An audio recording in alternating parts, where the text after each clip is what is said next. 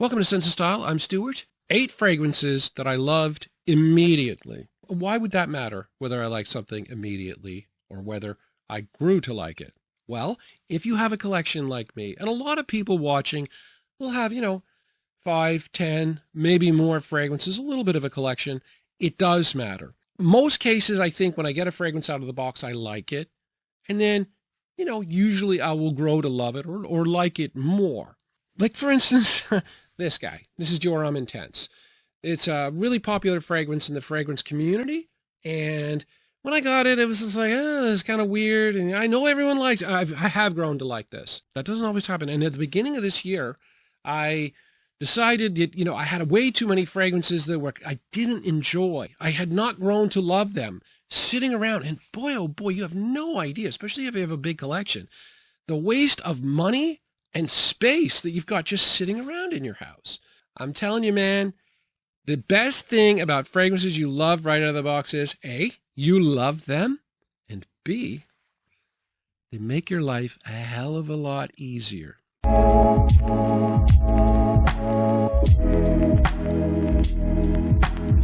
Fragrance number 1, this is Mandorlo De Cecilia by Acqua de Parma.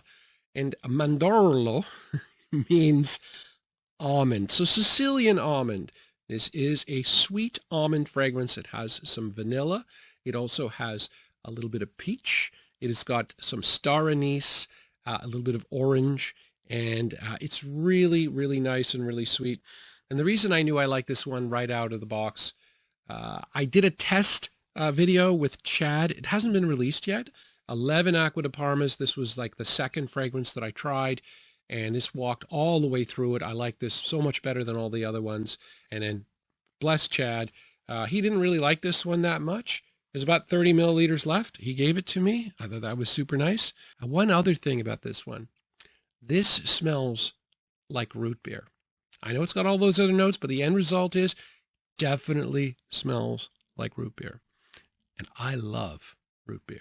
I love, love, love root beer.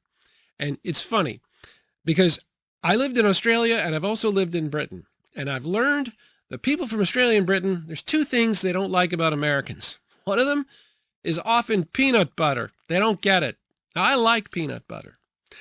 The second thing they don't like, though, is root beer. I love root beer.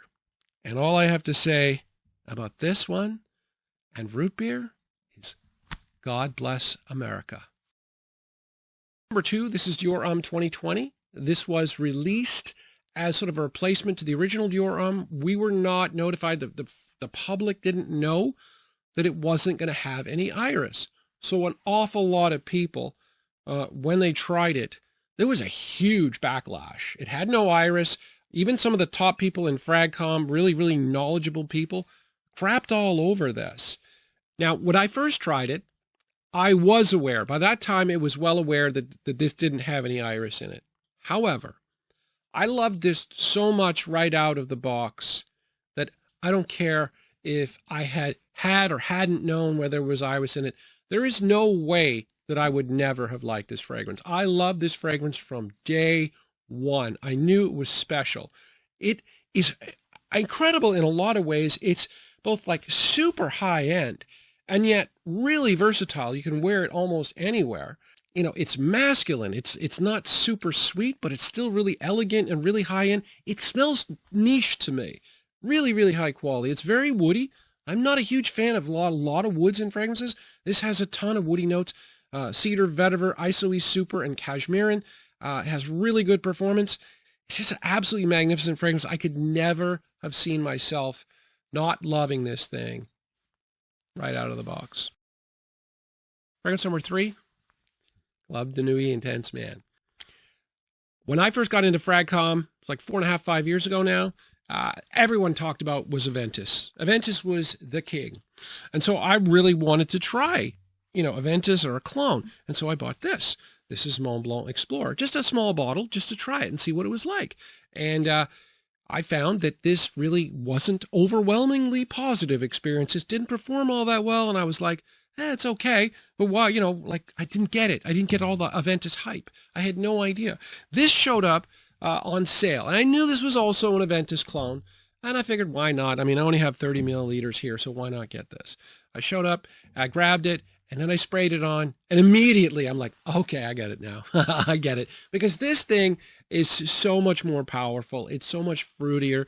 It's so much better in terms of performance, especially the depth of the performance than Mont Blanc Explorer. Now, it's a weird dichotomy because this is a much better quality house, and but I think this fragrance is meant to be like a toned down version, and it just doesn't work for me on my skin. This one really, really does. I get excellent performance for something that is mostly fresh. Yeah, this one, this one right out of the box. Fragrance number 4, I found out about it at 3 o'clock in the morning after I got woken up by one of my viewers of the old fragrance channel that I had. And he lived in Montenegro. I don't think he was aware of the time change. Great guy, though. He's been there since day one. Yeah, he texted me and told me about this. Said this was absolutely amazing. Now, not long after that, I went to my local drugstore and I tried about 8 fragrances that day, including Eros Flame, which I really like now. But this blew everything else that I tried out of the water. And not long after it, I grabbed a bottle. This is a cleaner, more mature, smoother version of this, of Dior Sauvage. This is, Prada's version of it. It's got metallic notes, so it's smoother. It has got a very, very nice Luna Rossa lavender. That's the Luna Rossa line. That's their hallmark. It is very, very smooth. It's more mature. It's absolutely gorgeous. Good performance. This one is flawless right out of the box. Next up, Burberry Brit. This is my favorite Burberry. I got this as like, I don't know, one of the first 10 fragrances I got. I've always liked Burberry Brit. I don't talk about it much because other people seem to like the other fragrances. A lot of people like Touch. I like Touch too, but I like Brit a little bit more. It's kind of a different fragrance though. It's got a powdery rose, a lot of spices, cardamom and nutmeg. It's got really good performance. There's some sweetness in here. I believe there's either vanilla or tonka in this, so it's sweet. The performance, like 4 hours, some projection. But yeah, Brit. I almost bought a 200 milliliter bottle of this before I had a big collection.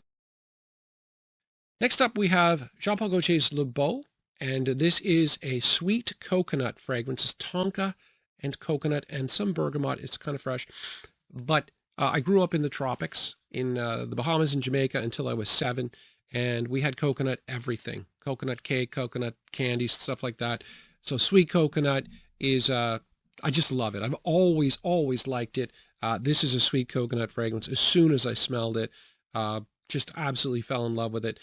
This one is difficult to wear because it is sweet and yet tropical. So it's like, you want to find out where the best situation is. It can get a little weird because you want to wear something so sweet.